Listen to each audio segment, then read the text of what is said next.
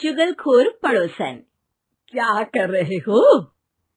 छत पे जाके अखबार पढ़ूंगा। बस यही करो। तुम्हें पता भी है कि बहू क्या गुल खिला रही है? उसने नया फेसबुक अकाउंट बना लिया है। रोज 10 फोटो डालती है। हमारे परिवार की तो नाक कटवा देगी ये।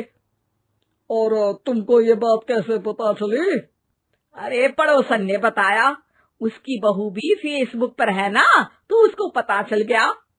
हाँ, जैसे तुम तो बहुत भोली हो। पड़ोसन रोज सास को उसकी बहू के नाम पर भड़काती थी। आज तो आपकी बहू कह रही थी मुझसे आके कि आप दिन भर खाती रहती है, खा खा के घटोत्कच हो गई है। क्या? उसने मुझे घटोत्कच बोला? अरे वो खुद ना कटी सुपर्णखा है। आप कह रही हो तो सही होगा, लेकिन आप उसको बताना मत कि मैं ये सारी खबरें आपको देती हूँ। शाम को जब बहू पड़ोसन के पास जाती है, आज तो तेरी सास तुझे सुपर्णखा कह रही थी, कल ताड़का भी कह देगी। पता नहीं इतनी अच्छी बहू मिली है, फिर भी वो तुझे राक्षसनी क्यों समझती है? आप कितनी अच्छी हैं। आप मेरी सास की हर बात मुझे बता देती हो, वरना मुझे पता ही नहीं चलता कि वो मेरी पीठ के पीछे इतनी बुरी बात करती है। चालाक पड़ोसन रोज ही दोनों सास बहू के सामने उन दोनों की ही बुराई करती और चुगली करके बातें बता देती, ताकि दोनों में हमेशा लड़ाई होती रहे। आपने तो बस छत पे बैठ के अखबार पढ़ना है और चाय के घूंट पीना है। बहू की वजह से मुझे तो जहर के घूंट पीने पड़ रहे हैं। कल वो मुझे मोटी घटोत्कच बोल रही थी। तो तुम भी तो उसको नाक कटी सुपर्णखा बोल देती ना।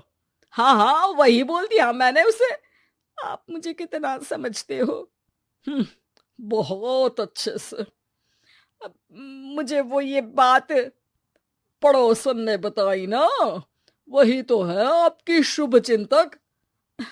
पर मैं इस बहू को ना सबक सिखा के ही रहूंगी। जरूर सिखाना चाहिए, पर आज तुम मेरे साथ शाम को छत पे बैठना, एक तरकीब बताऊंगा। बिल्कुल बिल्कुल, कितना ध्यान रखते हो जी आप मेरा। मैं ना सब ध्यान रखता हूँ। शाम को जब सास और ससुर छत पर बैठे होते हैं कि यहाँ खड़ी हो जाओ, यहाँ से ना तुमको पता चल जाएगा कि बहू की अगली चाल क्या है। अच्छा, कैसे? सवाल मत पूछो, जैसा कह रहा हूं वैसा करो।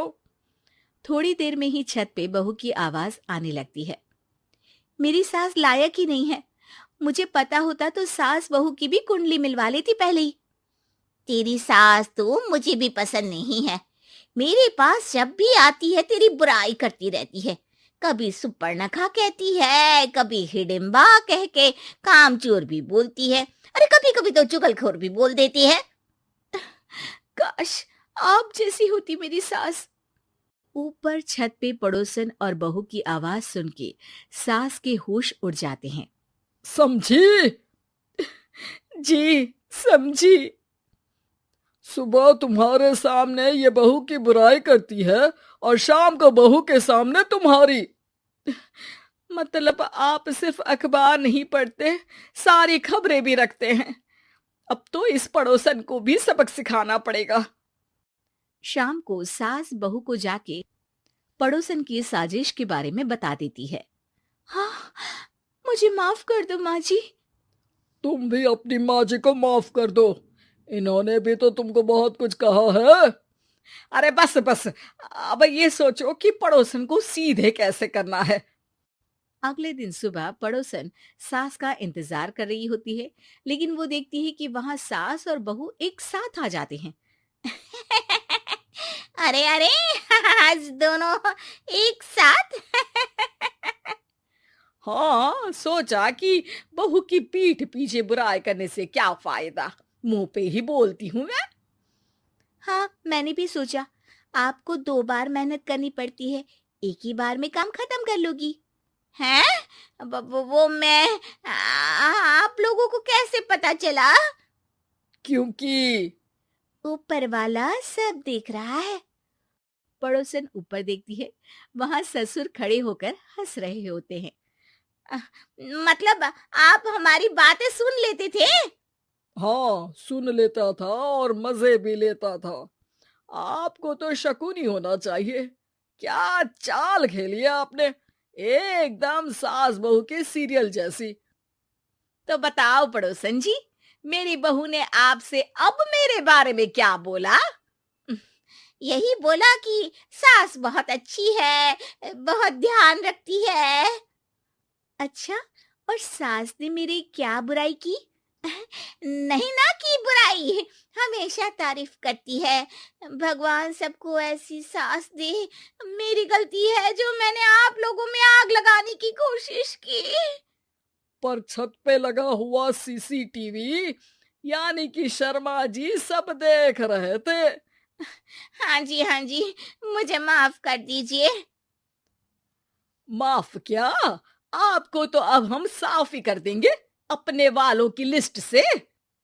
आज से आपकी और हमारी बात बंद, लेकिन बुराई जारी रहेगी।